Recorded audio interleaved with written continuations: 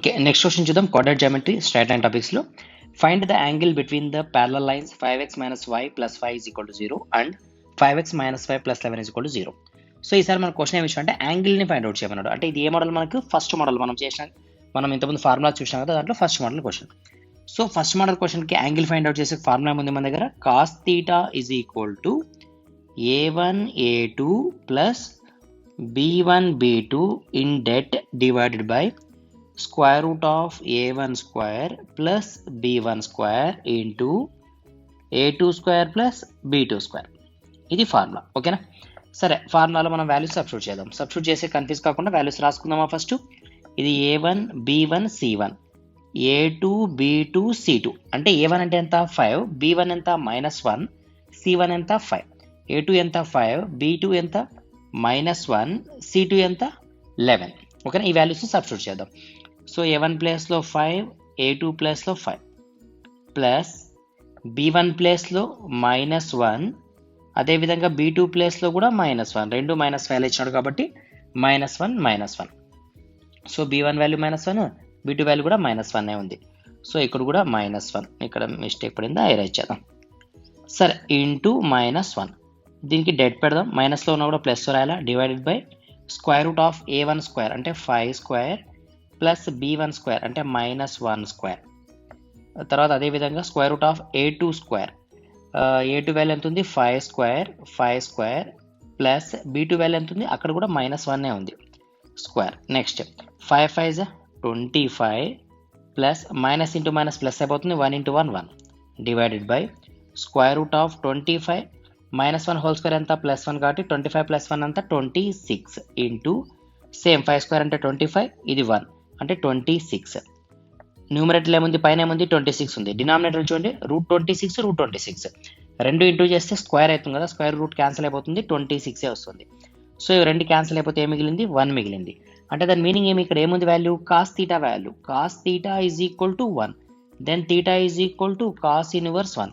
కాస్లలో 1 value ఎక్కడ వస్తుంది? 0 degrees దగ్గర వస్తుంది. అంటే థీటా వాల్యూ ఎంత ఉంది? 0. సో ఇద్దరు మధ్యలో యాంగిల్ ఏమి ఇచ్చిన question? Find the angle between the two lines. ఈ రెండు లైన్స్ మధ్యలో ఉండే యాంగిల్ ఎంత అంటే 0. నథింగ్ బట్ ఇవి రెండు కూడా, ఈ లైన్స్ 2 కూడా ప్యారలల్ ఉన్నాయి, ఎందుకంటే యాంగిల్ మధ్యలో 0 ఉంది కాబట్టి. అర్థమైందా? సో జస్ట్ ఇక్కడ ఏం పెద్ద కన్ఫ్యూజన్ లేదు. మనకి ఇచ్చిన ఫార్ములా ఏ మెథడ్లో ఉంది, దానికి సంబంధించిన ఫార్ములా ఏముంది. సో ఫార్ములాలో వాల్యూ సబ్స్టిట్యూట్ చేయడం, సింప్లిఫై చేయడం, క్యాలిక్యులేటర్ కొట్టడం, final answer clear. Okay, next question చూద్దాం. Find the perpendicular distance of the point 3, -5 from the line 3x - 4y - 26 is equal to అంటే 26 is equal to 0. Distance find out చేయన్నాడు. అంటే మనకి ఎన్నో model? ఇది third model.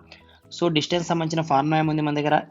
ax1 plus by1 plus c డెట్ square root of a² plus b². So మనకి ఇచ్చిన ఈక్వేషన్లో x1 వాల్యూ, y1 వాల్యూ, తర్వాత a value, b value, c value. So value substitute చేద్దాం. ఏ వాల్యూ ఎంత ఉంది? 3. x1 value 3 plus b value ఎంత ఉంది? -4 ఉంది. సో కాబట్టి డైరెక్ట్గా -4 రాస్తా.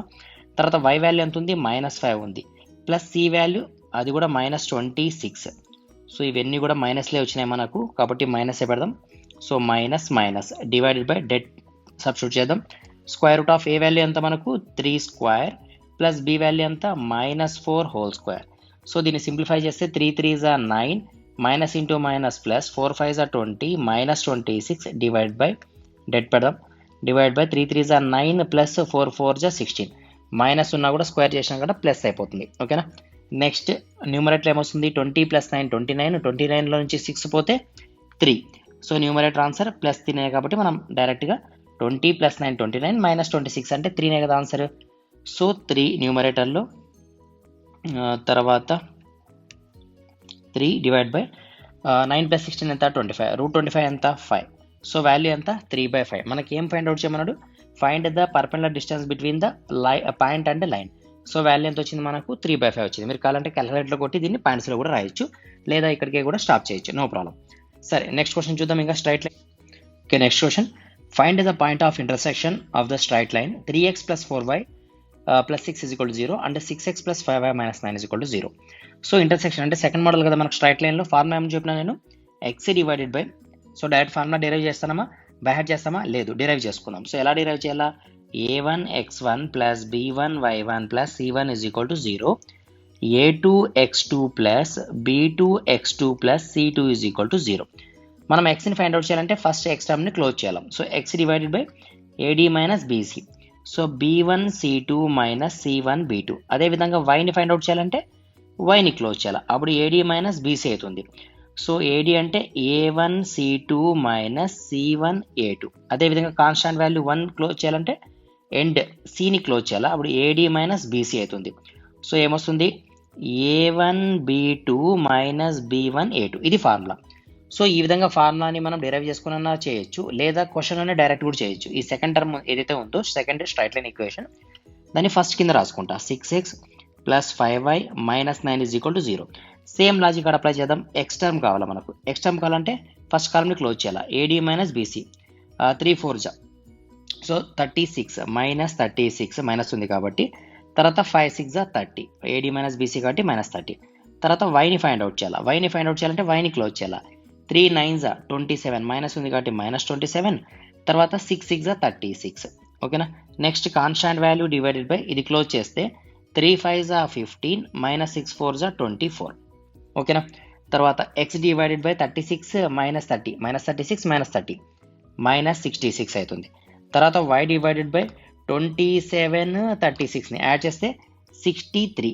ఎందుకు 27 మైనస్ 36 రెండు మైనస్ కాబట్టి minus 63 is equal to 1/15 minus 24 చేయండి ఎంత వచ్చింది, మైనస్ 9 వచ్చింది. ఓకేనా. ఇది మన ఫైనల్ ఆన్సర్. ఎంత వచ్చింది మనకి, X quadrant minus 66, Y quadrant minus 63, constant value minus 9. ఇక్కడ సి రాయొచ్చు, లేదా జెడ్ రాయొచ్చు, లేదా 1 కూడా రాయొచ్చు, మీ ఇష్టం అది. ఓకేనా. ఈ విధంగా మనం ఫైండ్ అవుట్ చేయొచ్చు ఇంటర్సెక్షన్ కావాలంటే స్ట్రైట్ లైన్లో. సో చాలా ఈజీ. చూడండి, మీరు చేయాల్సింది ఏమంటే జస్ట్ 6 ఏవైతే ఫార్ములాస్ ఉన్నాయో దాన్ని యాస్టీస్గా బై హార్ట్ చేయండి. ఇచ్చిన క్వశ్చన్ ఏ మోడల్లో ఉంది దానికి సంబంధించిన ఫార్ములాని రాసుకోండి. ఇచ్చిన వాల్యూస్ని ఫార్ములాలో సబ్స్టిట్యూట్ చేసి క్యాలిక్యులేట్ చేయండి, సింప్లిఫై చేయండి, ఆన్సర్ని ఫైనల్ చేయండి. అంతే, ఇంక వేరే కన్ఫ్యూజన్ ఏం లేదు.